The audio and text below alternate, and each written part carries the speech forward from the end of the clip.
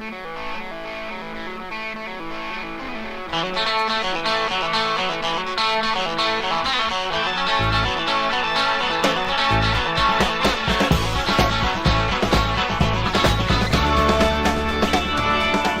I'm John DeBella, and this is your Classic Rock Update. How many days has it been since I was born? How many days, Lord, until I die? Elton John's next album that he recorded with Leon Russell is in the process of being mixed. It's going to be out really soon. Now, Elton says that Leon Russell is his idol. He was his biggest influence. And it's hard to believe when you think about Leon's music and you think about Elton's music that that was the man who influenced him. In 1970, when Elton and Bernie Taupin came to America on their very first tour, they were playing the Troubadour. Second night of the show, who sits in the very front row? Leon Russell. Now, luckily for Elton, he didn't see Leon at all until, well, practically the last number. He says that he would have been a nervous wreck and would have never been able to perform. The album's 16 tracks are being produced by T-Bone Burnett, have Brian Wilson from the Beach Boys on it, Neil Young, and Booker T. Sex and drugs and rock and roll. In this case, sex and drugs and Bon Jovi. Actually, there are really no drugs to talk about here. What there is to talk about is the sex part. These shots that popped up on TMZ are now part of a book called Sex and Drugs and Bon Jovi, which was written by Bon Jovi's former tour manager. John likes to keep his image clean, and the tour manager says that he panicked when he first found out about these shots. He wanted the negatives destroyed, but it seems that there are some ill feelings, not between the tour manager and John, but the tour manager and John's management.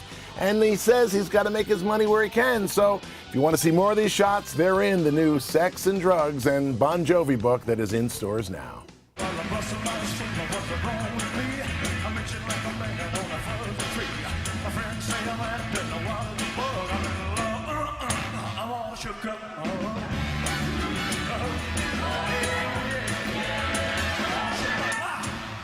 Well, Elvis isn't someone we would normally talk about in Classic Rock Update, but seeing that Elvis Week is about to start in Memphis, August 10th, a huge event, and it goes on for 7 whole days, we figured, well, why not let you know what's going on in Elvis's world? And believe it or not, Elvis Enterprises has gotten together with Hasbro to come up with Mr. Potato Elvis.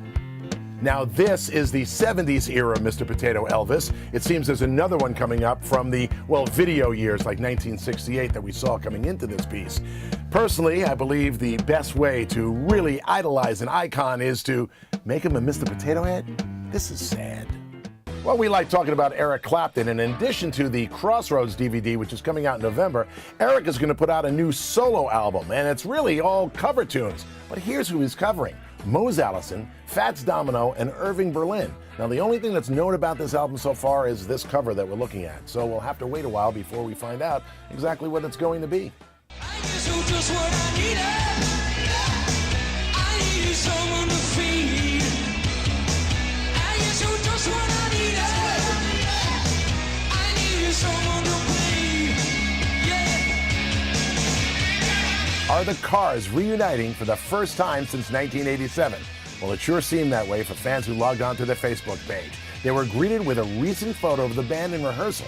The photo features guitarist Rick Ocasek and Elliot Easton, drummer David Robinson, and keyboardist Greg Hawkes on bass, filling in for the band's late bassist and co-lead vocalist Benjamin Orr, who died in 2000 of pancreatic cancer.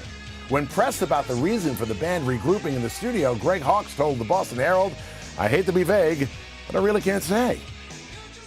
You probably have seen this picture of Grace Slick, but have you ever seen this painting? You see, this painting of Grace Slick was done by, well, Grace Slick. And when you think about it, this is what you remember. Grace has aged like the rest of us, and this is what she looks like now. Grace Slick is now a painter and does lots of work from her era and stuff that she likes to do. So you'll see stuff from the Monterey Pop Festival at her exhibitions, and pictures of Jerry Garcia and Jimi Hendrix. Stevie Ray Vaughan seems to be a favorite of hers also, as is Alice in Wonderland.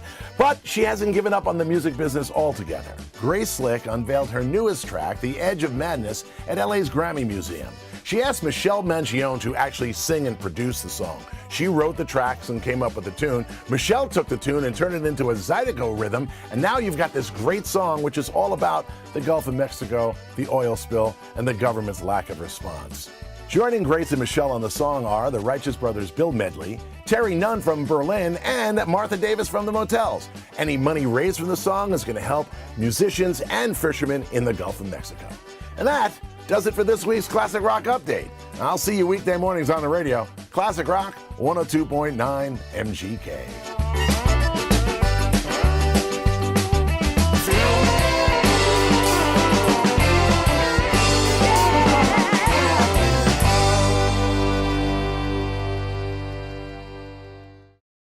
Grr.